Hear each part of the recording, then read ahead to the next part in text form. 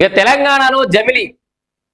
So నేను చాలాసార్లు చెప్పిన, రాష్ట్ర ముఖ్యమంత్రి రేవంత్ రెడ్డి కూడా చాలాసార్లు అంటుడు జమిలి ఎన్నికలు వస్తే ఇప్పటి ఎన్నికలుగా రావు 2029 29 అంటుండే ఈయనకు ఒక టైం దొరుకుతుంది అన్నట్టు.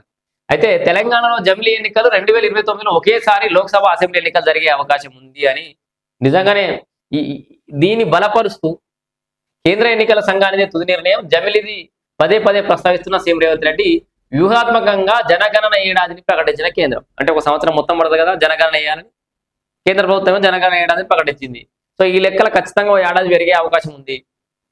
నియోజకవర్గాల పునర్విభజన, మహిళా బిల్లు అమలుకు ఛాన్స్ ఉందంటారు. రాజ్యాంగ సవరణ అవసరం లేకుండా ఎలక్షన్స్ నిర్వహించాలని చెప్పేసి కూడా ఇక్కడ కనబడుతుంది. ఇక్కడ జమిలి ఎన్నికలు కనుక పోతే మరి అధికార పార్టీకి ఖచ్చితంగా ఒక అడ్వాంటేజ్ అయ్యే అవకాశం అయితే ఖచ్చితంగా ఉంది. ఎందుకు రాష్ట్ర ముఖ్యమంత్రి రేవంత్ రెడ్డి కాన్ఫిడెంట్ గా ఉన్నాడు, మళ్ళీ మేము అధికారులకు వచ్చే అవకాశం ఉందని ఎందుకు అంటుంటే, అన్డౌటెడ్లీ రాష్ట్రంలో అధికార పార్టీ కాబట్టి, అధికారంలో ఉన్నారు కాబట్టి రాష్ట్రంలో ఏ ఏ జిల్లాల పునర్విభజన అవుతుంది, ఎన్ని నియోజకవర్గాలు ఎక్కడెక్కడ ఏర్పడుతున్నాయి, దానికి అనుగుణంగా వీళ్ళు క్యాండిడేట్లను లేకపోతే అక్కడ పరిస్థితులను వాళ్ళకు అనుకూలంగా మార్చుకునే అవకాశం అధికార పార్టీకి ఉంటుంది. ఒకటి. రెండు, ఒక సంవత్సరం ఖచ్చితంగా పొడిగించే అవకాశం ఉంది కాబట్టి, ఎన్నికలు ఇంత తొందర అయ్యే అవకాశం ఉంది కాబట్టి కొన్ని మెంటల్గా కొంత జనాలు కూడా ప్రిపేర్ చేయడానికి వీళ్ళకి అవకాశం దొరుకుతుంది, ఎంత లేదన్నా. ఇక్కడ అయితే జమిలి ఎన్నికలు జరగాలంటే, నియోజకవర్గాలు పెరగాలంటే ఇక్కడ ఇంకొక సమస్య ఉంది. అంటే దీని గురించి మళ్ళీ వేరే డిబేట్. అది నిజంగా నియోజకవర్గాల పునర్విభజన జరిగితే వాస్తవానికి మన తెలంగాణ రాష్ట్రం కానీ ఆంధ్ర రాష్ట్రం కానీ నష్టపోతుంది. కంపేర్ టు ఆ ఉత్తరాది రాష్ట్రాల కంటే దక్షిణాది రాష్ట్రాలు చాలా నష్టపోతున్నాయి.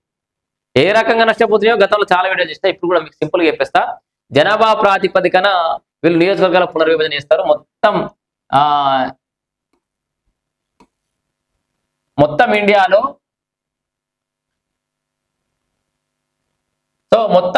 వీళ్ళు ఏం చేస్తారంటే,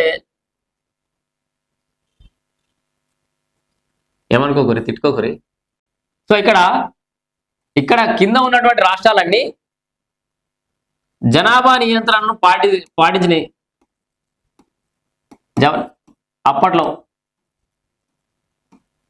వీళ్ళు పిల్లల్ని తక్కువ అన్నారు, ఆర్థికంగా కూడా అంటే వాణిజ్యపరమైన అంశాల్లో కూడా సిస్టమ్ డిసిప్లిన్ గా ఉన్నారు, అన్ని రకాలుగా బాగున్నారు.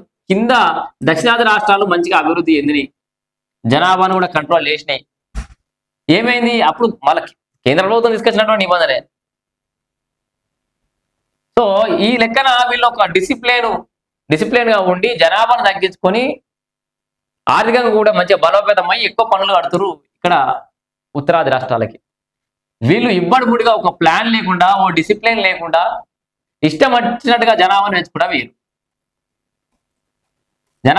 వేయరు.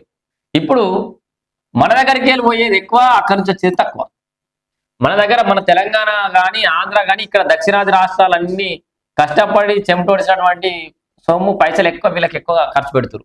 సరే సమానత ఉండాలి, దేశం అంతా ఒకటే కదా అన్నప్పుడు ఈ నియోజకవర్గాలు ఇచ్చినప్పుడు అన్న ఎక్కువ ఇవ్వాలి కదా, అందరికి సమానంగా ఇవ్వాలి కదా. వీళ్ళకి ఇప్పుడు ఇక్కడ సైడే ఎక్కువ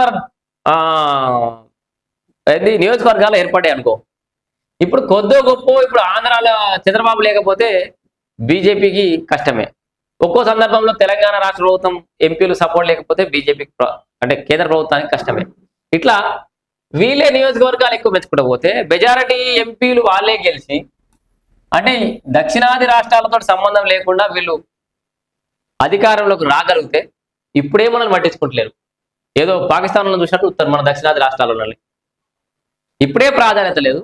రేపు పొద్దుగా వాళ్ళ సొంతంగా కేంద్ర ప్రభుత్వాన్ని ఏర్పాటు చేసుకోగలిగితే దక్షిణాది రాష్ట్రాలకి ఏమైనా ప్రయారిటీ ఉంటుందా, ఏమైనా నిధులు వస్తాయా? ఇప్పటికే ఏదో చంద్రబాబు నాయుడికి ఎక్కువ ఎంపీ సీట్లే, ఆయన ఎన్డీఏ గవర్నమెంట్ ఆయన సపోర్ట్ లేకపోతే కష్టమైంది కాబట్టి ఆయన కొన్ని నిధులు ఇస్తారు. ఇప్పుడు కేసీఆర్ గారు కూడా గదే అన్నారు, నాకు ఎక్కువ సీట్లు ఏరి నేను దేశాన్ని చక్రం తిప్పుతారు ఎందుకు.